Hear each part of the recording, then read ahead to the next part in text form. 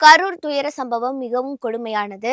யாராலும் நினைத்து பார்க்க முடியாதது என கூறிய முன்னாள் அமைச்சர் செந்தில் பாலாஜி, கரூர்ல திரண்டது கட்டுக்கடங்கா கூட்டம் அல்ல, கட்டுப்பாடற்ற கூட்டம் என விமர்சித்திருக்கார். கரூர்ல உள்ள சட்டமன்ற அலுவலகத்தில் செய்தியாளர்களுக்கு பேட்டியளித்த அவர், இந்த துயர சம்பவத்துல பாதிக்கப்பட்டவர்களை முதல்வர் ஸ்டாலின் உடனடியாக கரூருக்கு வந்து நேர்ல ஆறுதல் கூறினார்னு தெரிவிச்சிருக்காரு. கரூரில் நடந்த சம்பவத்தை அரசியலாக பார்க்கவில்லை, மனிதாபிமான அடிப்படையில உதவிக்கரம் நீட்டப்பட்டது என கூறிய அவர், கூட்டம் நடத்தும் போது எவ்வளவு மக்கள் கூடுவார்கள் என கணித்து அதற்கேற்ற இடத்தை தேர்வு செய்ய வேண்டியது ஒரு அரசியல் கட்சியின் பொறுப்பு என தெரிவிச்சிருக்காரு. சம்பவம் நடந்த வேலுச்சாமிபுரத்தில் மக்களுக்கு குடிநீரோ பிஸ்கட் பாக்கெட்டோ வழங்கப்படவில்லைனோ, விஜய் மாலை 4 மணிக்கு வந்திருந்தால் இது போன்ற அசம்பாவிதம் ஏற்பட்டிருக்காது, குறித்த நேரத்தில் வந்திருந்தால் பிரச்சனையே நடந்திருக்காதுன்னு செந்தில் பாலாஜி கூறியிருக்காரு. கரூர்ல பரப்புரை நடக்கும் இடத்திற்கு 500 மீட்டருக்கு முன்பாகவே தனது வாகனத்தின் விளக்கை அணைத்துவிட்டு ஸ்கிரீன் போட்டுக்கொண்டு பேருந்தின் உள்பகுதிக்கு சென்ற விஜய்,